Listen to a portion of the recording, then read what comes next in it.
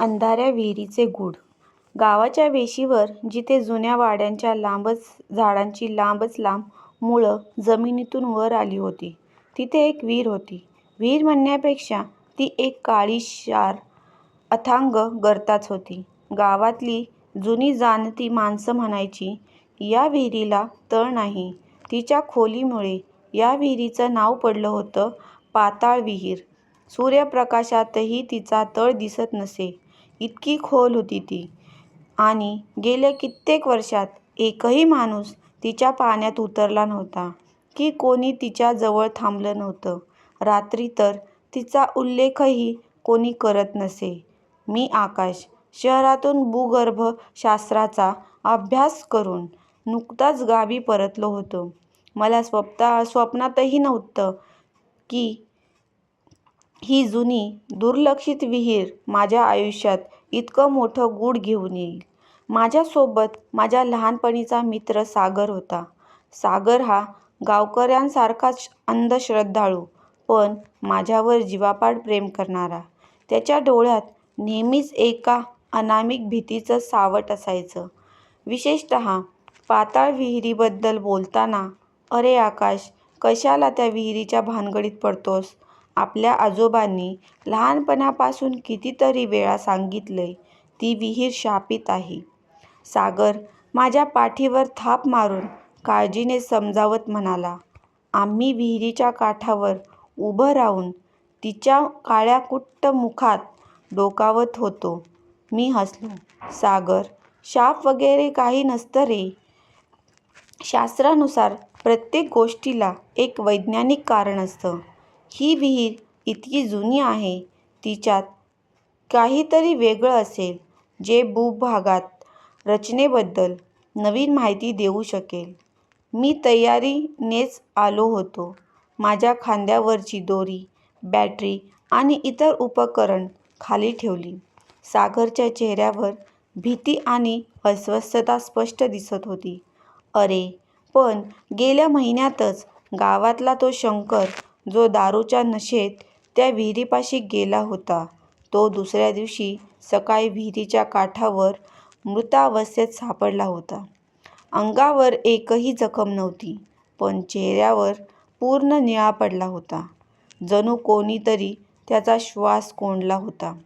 तो केवळ एक योगायोग असणार सागर. कदाचित त्याला हृदयविकाराचा झटका आला असेल. मी त्याला समजवण्याचा प्रयत्न केला, पण आता माझं मनही थोडं धास्तावलेलं होतं. मी एका मजबूत झाडाला दोरी बांधली आणि हळूहळू विहिरीत उतरू लागलो. विहिरीच्या आत हवा थंड आणि दमट होती. गोलाकार भिंतीवर हिरवं शेवाळ आणि पाण्याची वावटळ जमा झालेली होती. बॅटरीच्या प्रकाशातही तिचा तळ दिसत नव्हता. मी उतरत गेलो. माझ्या EMF मीटरने अजून तरी कोणतीही असामान्य क्रिया दाखवली नव्हती. मी साधारण 30 फूट खाली आलो असेन. चाहूबाजूला एक विचित्र शांतता होती. वरून सागरचा आवाजही येईनासा झाला होता.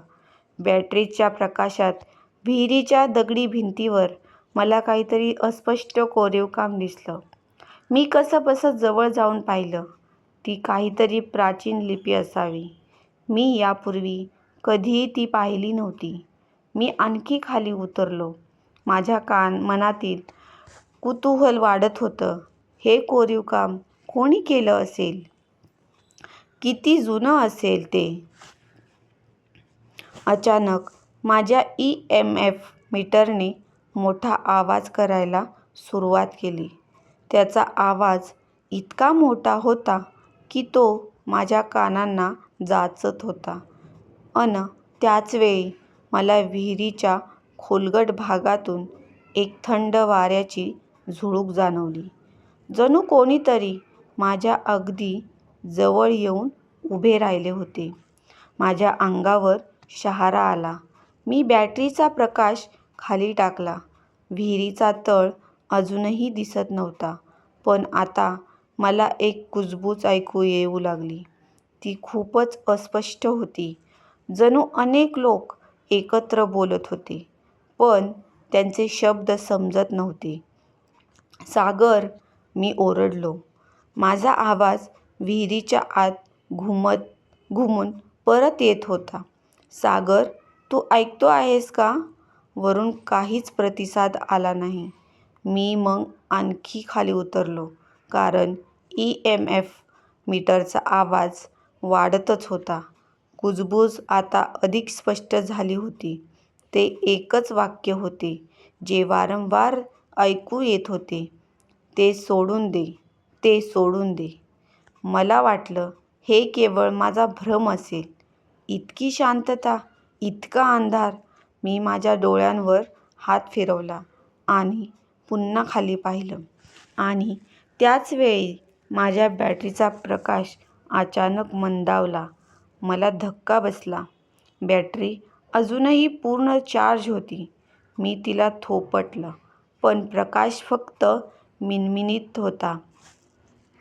कुजबूज मात्र वाढतच होती. आता ती अधिक तीव्र झाली होती. जणू काही कोणीतरी माझ्या अगदी जवळ येऊन माझ्या कानात बोलत होतं, दे, ते सोडून दे. मला भीती वाटू लागली. या कुजबुजण्याचा अर्थ काय? काय सोडून द्यायचं? मी माझ्या अंगावरची दोरी तपासली. ती मजबूत होती. मी वर चढण्याचा प्रयत्न केला, पण माझ्या हाताचा अचानक एक तीव्र थंडगार स्पर्श जाणवला. जणू काही हजारो थंडगार बोटे माझ्या हातांना वेढून घेत होती. मी ओरडलो. माझ्या बॅटरीचा प्रकाश पूर्णपणे विझला. आता फक्त काळाकुट्ट अंधार होता आणि त्या अंधारात ती कुजबूज माझ्या कानात घुमत होती. ते सोडून दे, ते आमचे आहे.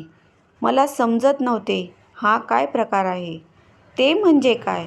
मी काय घेऊन आलो होतो जे त्यांना हवं होतं? मी माझ्या खिशात हात घातला. माझ्या खिशात एक लहानसा चमकदार दगड होता, जो मी गावातल्या एका जुन्या मंदिरातून आणला होता. त्या दगडावर एक विचित्र चिन्ह कोरलेलं होतं. माझ्या आजोबांनी सांगितलं होतं की हा दगड खूप जुना आहे आणि त्यात काहीतरी अलौकिक शक्ती आहे. मी तो दगड नेहमी सोबत ठेवत असे, पण कधी या गोष्टींवर विश्वास ठेवला नव्हता. मी तो दगड खिशातून बाहेर काढला. अंधारातही तो थोडासा चमकत होता. त्यावेळी मला खालच्या बाजूला अंधारात काहीतरी हालचाल जाणवली. तिथे काहीतरी होतं, माझ्याकडेच रोखून पाहत होतं. त्या अंधारात जे काही अस्पष्ट दिसलं ते विचित्र आणि भयावह होतं.